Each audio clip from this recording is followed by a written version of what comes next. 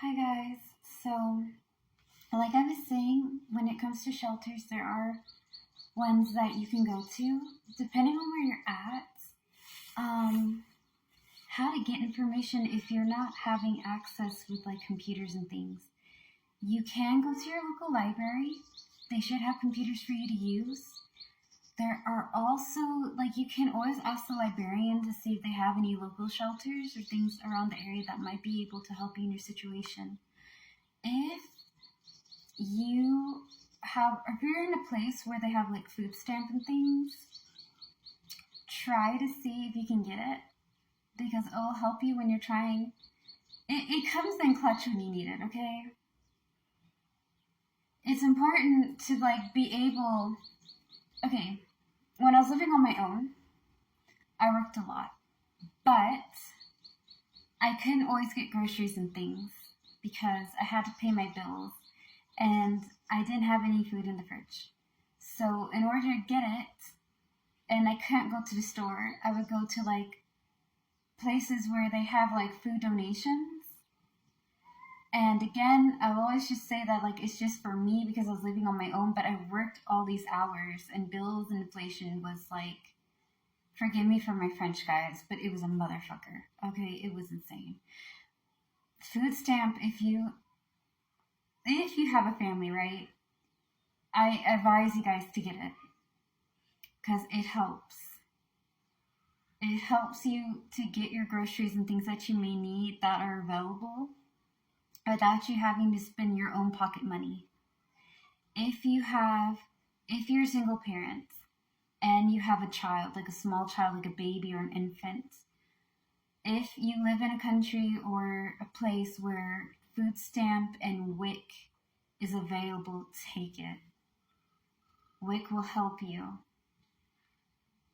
I believe you can get formula with it. Last time, the experience that I have with WIC is that this was like at least 13-ish or so years ago. And I believe we could get formula. I know we can get eggs and dairy products and a few other stuff. This will help with those things if you need it. Then food stamp will help with like other things. They do not get alcohol. You cannot get alcohol with food stamp or WIC. I know that's a duh, everyone should know that, but like if you don't, you do now. Not trying to be mean, not trying to be nasty.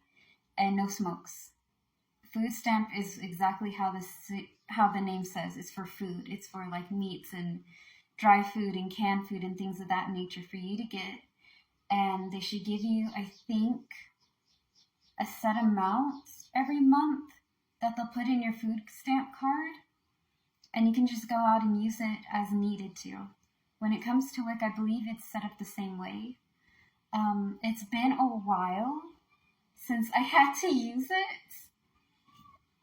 And since I've seen it being used, but it will help if you have infants, okay? Because formula and things for children is really expensive, especially like nowadays with inflation and how everything is going. It's difficult to get the stuff that you need, and it can be really stressful if you can't get all that you need for your little ones, your tiny little kids. I mean it respectfully, but this is just like advice or a suggestion. Try to look into that to help you out. When you do get your housing and you have your own place, it's okay to start working, saving up, and getting stuff. Hopefully have family or friends to help you with babysitting if you have kids. If you're living on your own, take it a day at a time. It's okay to accept the help and the things that are needed. For information getting shelters, I know I kind of jumped in between everything. If you don't have access to a computer, go to your local library. Your library has computers and books and things that will help you. The librarian will also have possible information they can look up to give to you. And some libraries, like YMCA, is one of those places that also may offer shelter, depending on what kind. So if you have a YMCA or a library, also, of course, go to the police, ask them if they have any information and things about that. schools will also have them. We'll have information on different shelters. If you have kids and you're a single father, a single mother, or wherever it may be, or you're just like a family unit, there are schools that will take you and have your kids in there and be able to drive them right back to the shelter, and it'll be a place where it's hidden, where nobody else knows what it is, and they're safely going back and forth from school without you having to worry about driving over there and dropping them off and picking them up. So you can be able to work with them that way too.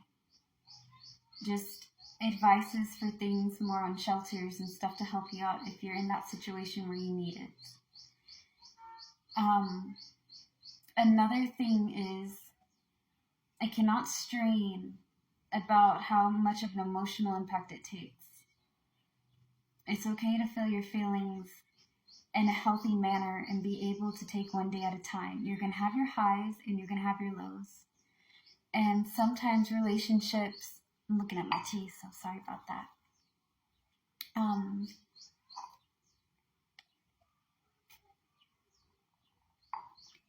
Sometimes in relationships, little things will trigger us.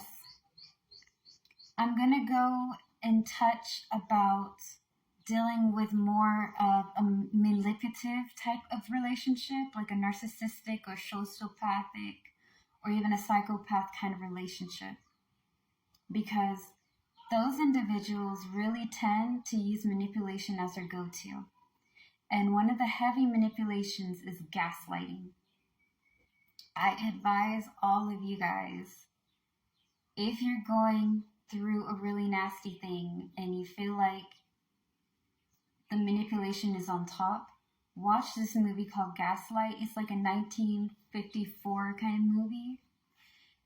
It explains it a lot more. So what gaslighting is that their mission, your abuser, the person that's doing all this to you, they're going to push you out of your mind. They're going to make you think that you're going crazy. It's going to start off with little things. Okay? Maybe they're misplacing your stuff and saying that you forgot it. And then they start weaving their words into making you think that whatever they're saying is true. It's always little things. And then it builds up to big things. Okay? It will be like, oh, my food isn't warm. You didn't warm it up for me if you made them dinner. And so you go over there and you warm it up again, sit down and you're eating. And they'll be like, well, did you go over there and warm it up? And you'll be like, well, I just did, didn't I? I mean, I just got up there and warmed up your food. So what are you talking about? No, you didn't. I've been sitting here for a while. You haven't done it.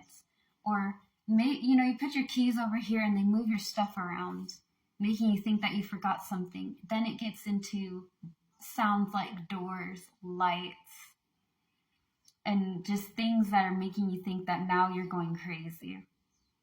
And they'll make it look like you're the one that's doing all this. It's not them. Gaslighting is a very extreme, aggressive form of like a psychological type of abuse, because you're pushing that person out of their mind and you're making them think they're losing it. Another one is emotional manipulation. And a lot of this will be seen as being the victim. And I get that we say that from time to time, but this person does not have the ability to admit when they do something wrong. And I'm going to talk more about that on my next thing. So thank you guys.